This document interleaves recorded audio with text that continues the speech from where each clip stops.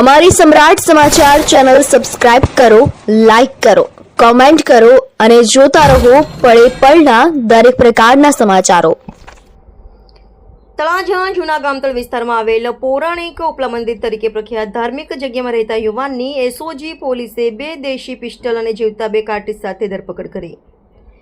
તળાજા પોલીસને સોંપતા કોર્ટમાં રજૂ કરતા 1 દિવસના રિમાન્ડ મંજૂર કરવામાં આવ્યા છે।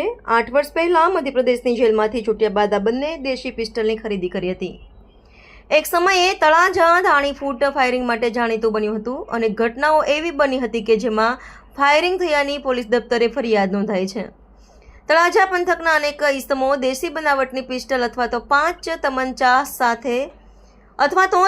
સાથે ઝડપાઈ ચૂક્યા છે। ત્યારે અહીંની ડુંગરાવાળી શેરી ખાતે ઉપલા મંદિર ખાતે રહેતા કમલેશ બાબુરામ કાપડીની પોલીસે દેશી બનાવટની 2 પિસ્ટલ અને 2 જીવતા કાર્ટ્રિજ સાથે પકડી પાડ્યો હતો। આ ઇસમને ગુનાના કામે પોલીસની કસ્ટડીની જરૂર હોય કોર્ટમાં રજૂ કરતા દિવસ 1ના રિમાન્ડ મંજૂર કરવામાં આવ્યા હતા। પોલીસે જણાવ્યું હતું કે આ ઇસમ ગાંજાના કેસમાં મધ્યપ્રદેશ પોલીસના હાથે ઝડપાયા બાદ ત્યાં જ જેલવાસ થયો હતો। એ સમયે જાંબુઆ વિસ્તારના એક આરોપી સાથે જેલમાં મિત્રતા થતાં તે દેશી બનાવટની પિસ્ટલ વેચવાનું કામ કરતો હોય। 2017ની સાલમાં જેલમાંથી છૂટ્યા બાદ બંને પિસ્ટલ ₹18,000માં ખરીદી કરેલ અને અહીં લાવેલ। પોલીસ તપાસમાં કોઈને મારવા માટે નહીં, સ્વરક્ષણ માટે જ લાવ્યાની કેફિયત આરોપીએ જણાવી છે।